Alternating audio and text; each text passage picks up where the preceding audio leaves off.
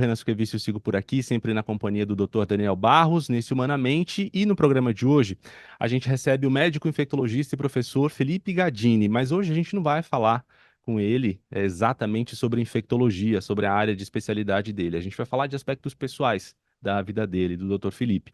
É uma conversa de peito aberto. Em 2021, ele passou por uma internação para tratar a dependência em álcool e cocaína. Eu queria agradecer a sua presença aqui no estúdio da Band News FM, de fazer esse relato para nós, que é uma conversa que certamente vai chegar e vai tocar outras pessoas Hum, que estão passando, que passam por uma situação parecida, ou familiares, amigos, pessoas que conhecem, pessoas que vivem com alguma dependência.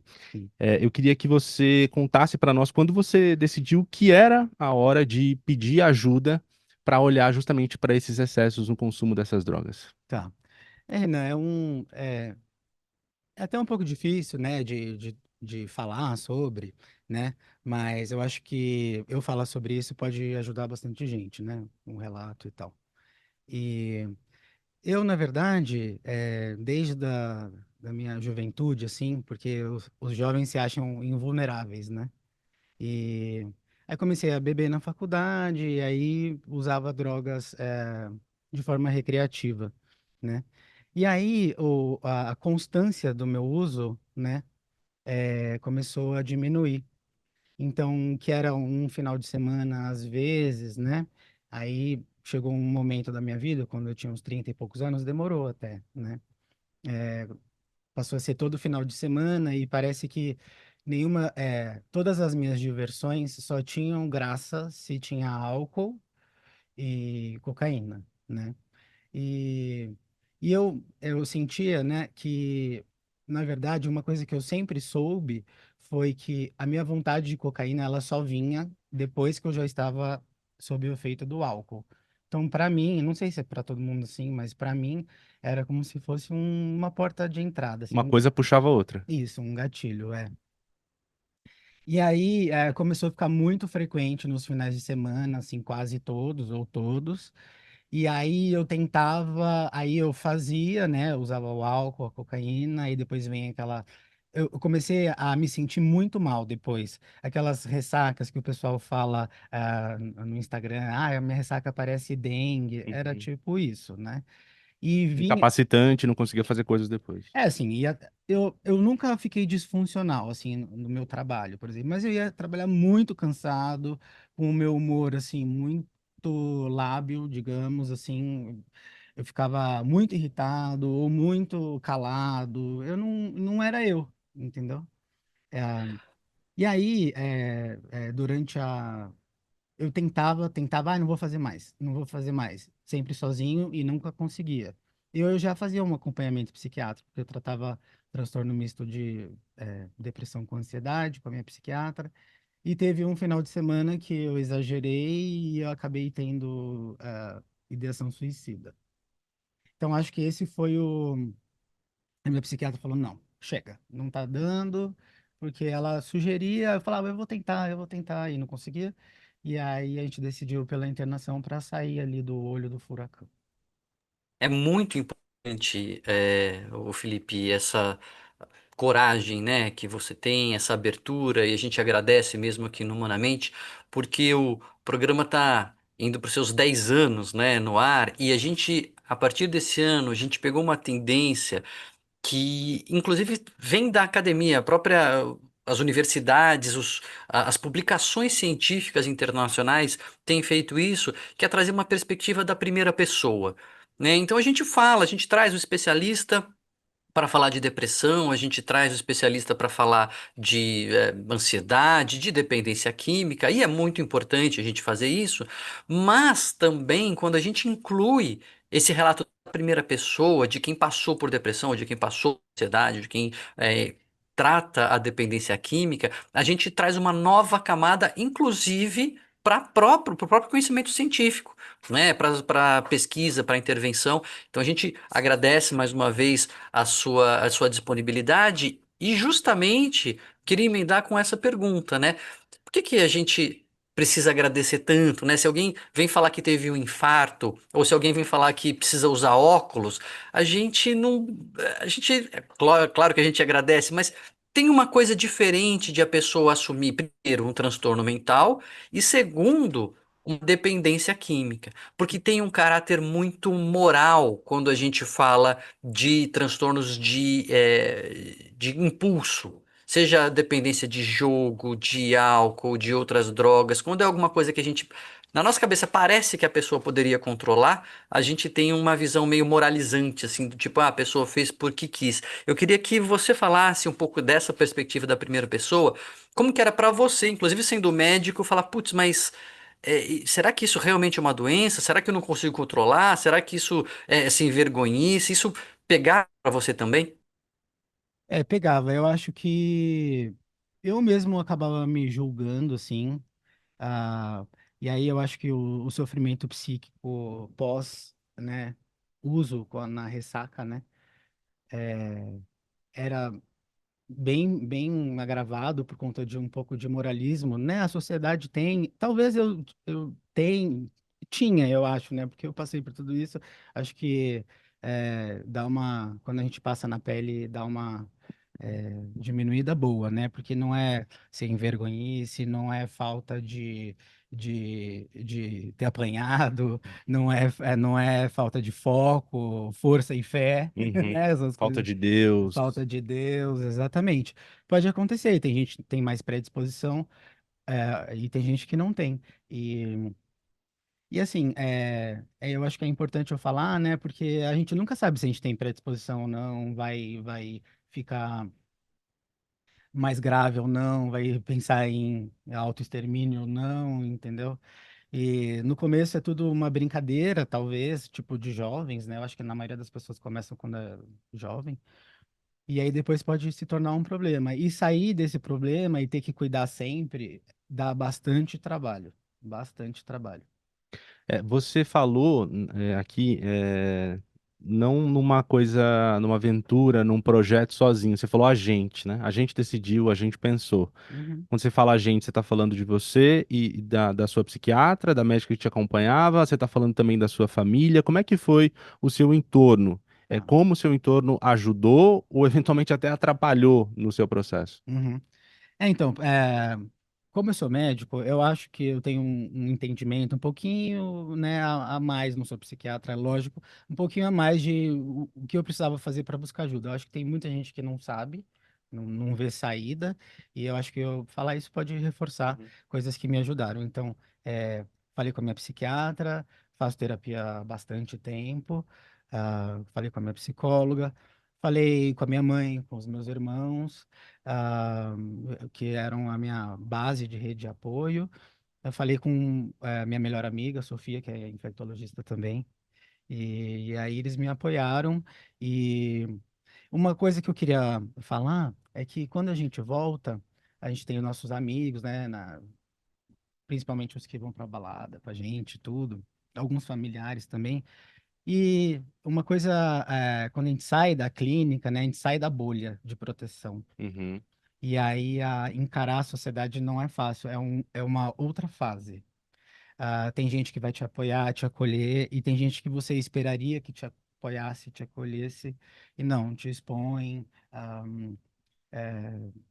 espalham. E é uma coisa que você está tão frágil ali que você gostaria de ser cuidado, protegido. E tem muita gente que prefere, acha mais legal a fofoca, a crueldade. Isso aí pegou muito pra mim também. Eu fiquei bastante tempo ressentido com algumas pessoas que me gerou sofrimento.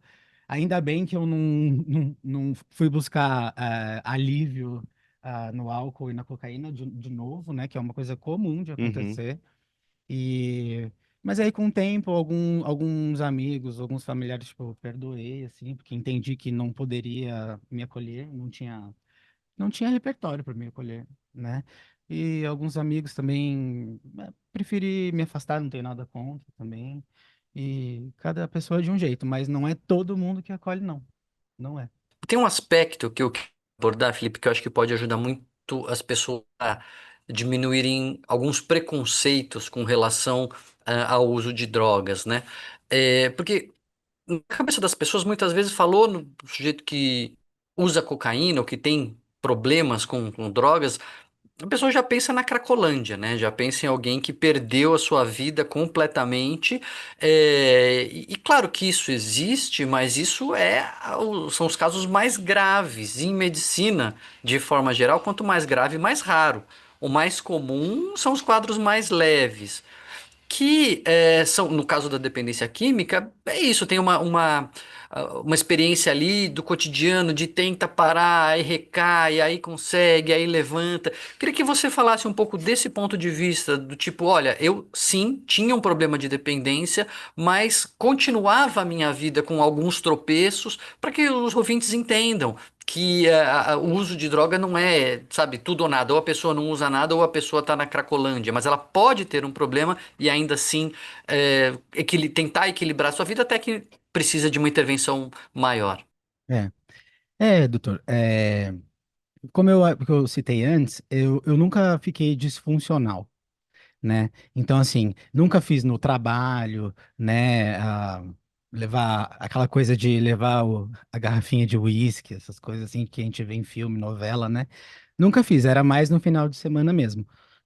Mas quando começou a extrapolar, do tipo, não tava dando conta mais da minha rotina, né? Tipo, ficava cansado até quinta-feira, entendeu? Do fim Assim, de semana até quinta. exatamente. Aí chegava no final de semana, aí ainda tô cansado, tipo, vou maneirar, vou pro interior viajar. Aí no outro tava fazendo de novo, aí me frustrava, entendeu? Então eu nunca fiquei assim, né, que a gente coisa que vê em filme, assim, de ficar andarilho, ir morar na rua, de perder emprego, essas coisas assim. Mas assim, o pós, eu ficava muito cansado e chegou um momento que eu tentava, era isso, né, de tentar sozinho, mas não dava não, não Uhum. conseguia.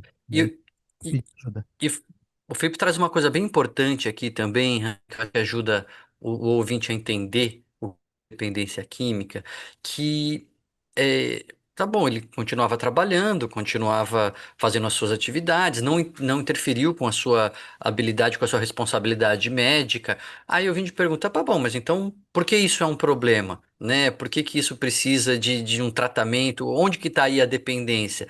Mas está no usar mais do que gostaria, né, Felipe? Às vezes percebendo que, cara, não era para estar usando, mas eu queria diminuir, não consigo. E uma coisa muito importante, que é um dos primeiros sinais e que a gente nem sempre valoriza, eu queria que você trouxesse isso para os ouvintes, que é essa sensação de que a substância, seja ela qual for, a gente aqui está falando de álcool, está falando de cocaína, mas podia estar falando de jogo, podia estar falando de outros comportamentos, ela vai crescendo e a vida vai diminuindo, né? Ela vai tomando espaço e começa a girar tudo em função daquilo. Então, vou no cinema? Não, mas no cinema não dá, então eu prefiro ir na balada. Quer dizer, a substância vai meio que dominando, inclusive, o lazer e a diversão. Queria que você explicasse aí um pouco desse ponto de vista subjetivo, como que você percebe esse crescimento que já é um indício de dependência. Eu comecei a perceber que eu sempre fazia os mesmos rolês, digamos assim, com as mesmas pessoas que muitas vezes tinham comportamentos parecidos, né? Obviamente, eu não vou ficar terceirizando culpas, né? Eu Claro. fazia porque eu queria, porque, enfim. E, e aí eu comecei a perceber que eu não conseguia mais assim, vamos sair para jantar, não, vamos no cinema, não, que é até uma coisa que eu aprendi, né? Porque como eu sofri na pele, não sou psiquiatra, mais uma vez falo, mas que é a diminuição de repertório, né? Tipo, perdia, tipo, por exemplo, saía na sexta e tinha um aniversário de um super amigo no sábado à tarde. Não conseguia ir, porque estava de ressaca, estava virado. E aí, começar a perder esses compromissos que eu julgava importantes, sociais mais, do trabalho, mais uma vez, nunca, não chegou a me atrapalhar assim nesse nível. Mas eu ficava chateado depois, me culpando, poxa, não fui, todo mundo foi, eu tava aqui em casa, trancado, igual um bicho, Uhum. entendeu? E aí ficava muito mais ansioso, como eu, né, já falei, trato transtorno misto de depressão com ansiedade, ficava muito mais deprimido, muito mais ansioso. Parece que o álcool e a cocaína desequilibrava todos os meus neurotransmissores, assim. E, e foi isso, eu ficava muito restrito à balada, after, e me relacionar sexualmente, às vezes, apenas com pessoas que estão, no mesmo barco. Uhum. Uhum, Isso é inclusive uma outra questão que a gente pode até abordar mais para frente aqui no Humanamente, que é a questão do sexo químico, que é uma tendência que está sendo observada aqui, sobretudo depois da pandemia de Covid-19 aqui no Brasil, de pessoas que só conseguem se relacionar se estiverem sob efeito de substâncias, né? Um outro ponto importante. uhum, Para a gente começar a se encaminhar para esse nosso segundo bloco, eu queria que você contasse para nós como foi essa experiência, ou como tem sido essa experiência de falar abertamente sobre isso, né? Eu cheguei uhum, até o seu relato quando vi no seu Instagram você contando isso, uhum. e você tem um trabalho muito próximo com seus pacientes, você é um médico infectologista, Sim, boa parte dos seus pacientes é um público, tem um recorte específico de homens gays que procuram o seu consultório. sim. Como é falar disso nas redes sociais? Você eventualmente fala disso com seus pacientes? Mudou sua relação com seus pacientes? Como foi? Então, eu decidi falar nas redes sociais porque, claro, né, a dependência química a gente tem que olhar todos os dias e tal, fazer o acompanhamento psicológico, tudo. E eu decidi falar porque isso tá bem resolvido, assim, na minha cabeça. Tipo, eu consegui sair dessa rotina que eu tinha. Acho que o cérebro ele acostuma com rotinas, né? E para eu sair dessa rotina da balada, do uso, foi bastante difícil. Então eu tive que tomar algumas atitudes e tal. E demorou, não foi rápido, né? Mas hoje em dia a minha rotina, né? Ela mudou bastante e eu consigo eu realmente não tenho vontade mesmo, sabe? E para mim foi cortando o álcool, eu consegui cortar a cocaína, né? Para mim é zero álcool. E no meu consultório, eu acho que não assustou as pessoas, muito pelo contrário, porque essa questão de abuso de álcool e substância é uma questão de saúde pública. Pode ser que em alguns recortes seja mais prevalente ou menos por, sei lá, estresse de minorias, enfim, tem várias multifatorial, né? Isso Uhum. daí. E não, aí os meus pacientes, o infectologista, na minha opinião, ele tem que ser o melhor profissional para não julgar, porque as pessoas chegam para contar muitas intimidades para você. E aí eu talvez, falando um pouquinho de uma intimidade minha, é, a relação médico-paciente melhore e a pessoa fique mais à vontade para falar o que ela quiser para mim. E eu vou ajudar da melhor maneira possível, seja acolhendo, encaminhando, ouvindo, às vezes coisas que a pessoa não consegue falar para ninguém. E aí pode falar para mim, tranquilo. Tem um aspecto que você trata, Felipe, que eu acho que também as pessoas não têm muita clareza, que também é importantíssimo. É muito comum na prática clínica a gente ver os pacientes que acabam abusando da cocaína secundariamente ao álcool. Isso é muito comum, né? Porque a cocaína realmente é uma droga mais pesada, é uma droga que as pessoas têm mais barreiras para utilizar. E muitas vezes elas já perderam o controle do álcool, mas o álcool é uma droga mais socialmente aceita, quer dizer, muito mais, né? Não dá para comparar, ela é legalizada, ela é socialmente aceita. Então a pessoa bebe e achando que não tem problema, só que quando ela bebe, ela perde um pouco as inibições, diminui os seus freios, né? Eu sempre brinco, quem já bebeu e mandou um WhatsApp sabe do que eu tô falando, né? Quem bebeu e entrou para fazer compras online sabe que a gente perde um pouco o controle. E a pessoa que tem predisposição acaba nesse contexto abusando de cocaína. Então, a gente tem que falar da cocaína, ela é um problema, mas a gente também tem que trazer esse alerta sobre o álcool, né? Essa droga que é tão aceita, que é tão utilizada, que Uhum. ela também traz, dentre os riscos, o risco de ela, de fato, abrir a porta para que as pessoas acabem perdendo o controle em outras drogas, que era exatamente o seu caso, né? Sim, exatamente. E eu acho que o álcool, ele não sei, não consigo comparar o álcool com a cocaína, assim, a parte de ser nocivo, enfim. Mas, assim, vejo famílias que, né, foram destruídas, a pessoa fica violenta, é, é, Perde emprego? perde o emprego, bate na esposa, né? Não sei, eu acho que a maneira que as pessoas bebem, né, o álcool, consomem o álcool, pode ser. A pessoa pode refletir um pouco mais, né? Será que eu não tenho problema? Será que meus 8 drinks na balada não é problemático? Será que eu não estou indo parar em lugares que eu jamais iria se eu tivesse, no meu juízo perfeito? Será que eu não estou me relacionando de uma maneira, eh, eh, sei lá, de uma maneira, que eu estou me expondo a riscos, entendeu? Então, acho que as pessoas podem pensar melhor sobre o álcool, não é? Não precisa parar igual a mim, entendeu? Que precisei, mas repensar, sim, acho. É, refletir um pouco, Refletir, né? Não é porque é sexta-feira que você automaticamente precisa abrir uma latinha de cerveja, porque isso, você chega numa festa, você tem que pedir um drink. Você isso, quer pedir o drink? Você isso. quer beber a cerveja? Você E, tá com vontade? Faz sentido, e né? postar abrindo os trabalhos, É, não dá, né? queria perguntar para você, para o senhor, doutor, ser formal aqui no programa, que outras medidas foram tomadas associadas ao tratamento, à internação, que o senhor relatou mais cedo aqui, como, Sim, por exemplo, um olhar para a atividade física, né? Isso também sim. foi aplicado aí na rotina para colaborar nesse tratamento, certo? Com certeza. Eu sempre gostei de esporte, né? O meu esporte favorito é tênis e, e a parte de fazer exercício físico me ajudou muito, né? Parece que a gente descarrega as ansiedades, assim. Eu acho que faz bem para o coração e para a mente mesmo, né? Ah, a parte de... Eu sempre gostei de estudar também, então eu gosto de ficar estudando, às vezes, tipo, eu tô com vontade de fazer alguma coisa que eu gosto, aí eu vou estudar também. Uma coisa meio CDF, isso, Aham. mas.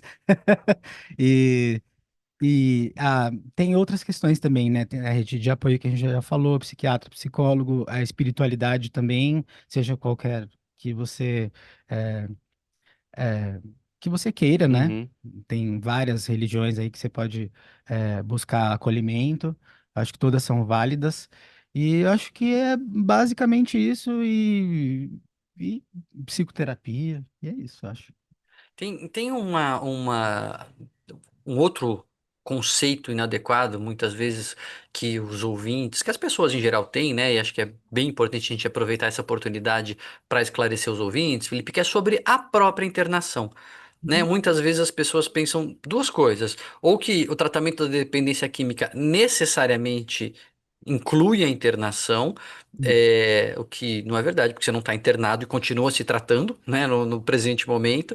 E o outro mito é que a internação tem que ser longa, que a pessoa tem que ficar muito tempo afastada. Eu queria que você falasse um pouco da sua experiência com a internação em si, enfim, como que é não precisar da internação, né? Como que o tratamento pode ser feito, como está sendo feito sem internação, e como ela é em si, é longa, é curta, como é que foi o seu caso? A internação, né, o quanto tempo você vai ficar lá, depende do psiquiatra que vai te avaliar lá, né? Ah, é uma coisa difícil, mas eu acho bastante válido, porque você fica sem celular, né? Você tem uma série de coisas que você não pode levar, você pode levar, tipo, 3 livros só. Tem umas coisas restritas, assim. Você tá lá com pessoas que estão passando pelo mesmo problema, né? E, e eu acho que é bom para uma das melhores coisas, eu acho que da minha internação foi que eu fiquei, parece que comigo mesmo lá, eu pensando, certo? Pensando em como ia ser depois dali, se eu ia conseguir mesmo. Eu estava bem confiante. O relato de outras pessoas que estão ali também, na hora de compartilhar ali, quando a gente se juntava, Tem uma interação com as outras tem pessoas. uma interação. Tem atividade física também, não é aquela coisa de filme de ficar dopado, amarrado na cama. Aham, Isso é mentira, tá? aham. Mentira mesmo. E eu achei muito válido e eu fiquei por 30 dias. A psiquiatra que tá me acompanhando lá falou que achava que eu estava pronto para sair da bolha de proteção. Uhum. E é isso, Renan, é importante a gente falar que não tem assim, necessariamente um tempo padrão, tem que ficar tanto tempo, tem que ficar tanto tempo, né? A internação, aliás, quanto mais curta puder ser, até melhor para a pessoa voltar para a vida dela. E isso vai ser muito de caso a caso. Então não tem uma fórmula assim, quando é dependência química, então tem que internar durante tanto tempo ou tanto tempo. Uhum. Doutor, mas, doutor Daniel, como é que, para as pessoas que estão ouvindo a gente agora, e que talvez não seja o caso para elas partir para uma internação, mas uma coisa voltada para a rotina, para os hábitos, né? Como o doutor Felipe estava falando, do álcool puxar outra droga, do círculo de amigos, da rotina, do fim de semana. Como é que a gente conversa com essas pessoas que estão ouvindo a gente agora e que estão passando por isso e não estão conseguindo se livrar dessa rotina? Tem alguma saída? Como é que a gente pode começar a pensar, a traçar um plano para evitar essa rotina que pode ser adoecedora? Isso é super importante, Renan, porque é óbvio que a pessoa que sente que não está completamente no controle já mereceria procurar ajuda para, né, recuperar o controle ou tentar manejar ali a situação. Mas um primeiro passo que a pessoa pode fazer por conta própria é fazer um mapa de risco. Né? Então pega ali o seu calendário, pega ali de segunda de manhã até domingo à noite e coloca onde. Para pensar, porque a gente não faz isso, a gente vai vivendo no automático e a gente não para pensar. Quais são os dias que eu perco o controle? Quais são os dias que eu bebo? É no dia do futebol? É no dia da balada? É na sexta-feira? É no domingo que eu fico melancólico? É quando eu encontro tal pessoa? Ou é quando eu consumo tal outra substância? Enfim, e aí a pessoa vai começar a descobrir o seu padrão, inclusive os seus fatores de risco. E é muito interessante, né, Hannah? Ninguém fica dependente, por exemplo, de ir ao bar. Você fica dependente do álcool, Uhum. não dependente de ir ao bar. Então, se você conseguir não. É muito difícil você ir ao bar e não beber. Mas não é tão difícil assim você não ir ao bar. Então, você consegue, a partir desse mapeamento, encontrar fatores de risco e atuar antes que eles aconteçam. Não achar que vai ser outro mito importante, né, Felipe? As pessoas acham que tem que resistir. Não, eu vou lá no bar porque eu já estou curado para ver se eu tenho, se eu resisto. Na verdade, no caso da dependência, você não tem que resistir, você tem que fugir. Fugir das tentações e não resistir às tentações. Mente no começo, depois você vai acostumando. Hoje eu vou no bar como um filé e Coca Zero. Eu vou ficar e fico feliz. Muito bom, muito bom, muito bom. Olha, foi uma conversa muito importante que a gente teve aqui, certamente. Tomara que chegue aos ouvidos e corações de pessoas que estão precisando ouvir essa conversa. Como eu disse no começo, de peito aberto, queria agradecer imensamente, doutor Felipe Gadini, infectologista, por esse relato em primeira pessoa. Até uma próxima. Obrigado, Renan. Obrigado, doutor. Valeu. Doutor Daniel, Obrigado, Felipe. obrigado, viu, por essa parceria que está começando agora entre a gente aqui, firme e forte no Humanamente. Seguimos juntos na próxima semana, estamos de volta. Muitos programas para nós. Até semana que vem. Valeu. Humanamente, você sabe, você acompanha aqui na programação da Band News FM todo fim de semana, programas inéditos. Tem também o programa para você assistir a hora que quiser no YouTube e também nos tocadores de podcast. Doutor Daniel e eu apresentamos, produzimos esse programa e a sonorização é do José Antônio de Araújo. Até o próximo fim de semana, gente. Tchau.